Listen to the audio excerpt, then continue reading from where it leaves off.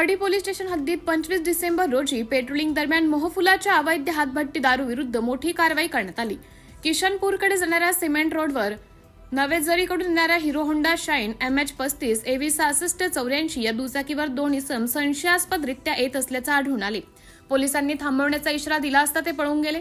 पाठलागानंतर किशनपूर गावात मनराज ताराचंद ठाकरे यांच्या घराजवळील बांधीत दुचाकी मिळून आली। दुचाकीच्या सीटखाली व पिशव्यांमध्ये सुमारे 40 लिटर मोहफुलाची हातभट्टी दारू किंमत 16,000 रुपये व आणखी 20 लिटर दारू किंमत 4,000 रुपये असा एकूण 60 लिटर दारू साठा मिळून आला। तसेच दुचाकी अंदाजे 80,000 रुपये असे एकूण 1 लाख रुपयांचा मुद्देमाल जप्त करण्यात आला। या प्रकरणी ऋतिक विनोद खरोले वय 25 वर्ष व खुशाल बिसेन मंडाले वय 18 वर्ष दोघे राहणार संत रविदास वाड तिरोडा जिल्हा गोंदिया यांच्या विरुद्ध अपराध क्रमांक 279/2025 अन्वये कलम 65 महाराष्ट्र दारूबंदी कायद्यानुसार गुन्हा दाखल करण्यात आला आहे। ही कारवाई भंडारा जिल्ह्याचे पोलीस अधीक्षक नुरुल हसन यांच्या मार्गदर्शनाखाली करडी पोलीस स्टेशनचे प्रभारी ठाणेदार श्री गोरक्षनाथ नागलोत व त्यांच्या पथकाने केली आहे। पुढील तपास करडी पोलीस करीत आहेत। सिटी इंडिया न्यूज साठी जिल्हा उपसंपादक अनिल ढोलवार, भंडारा।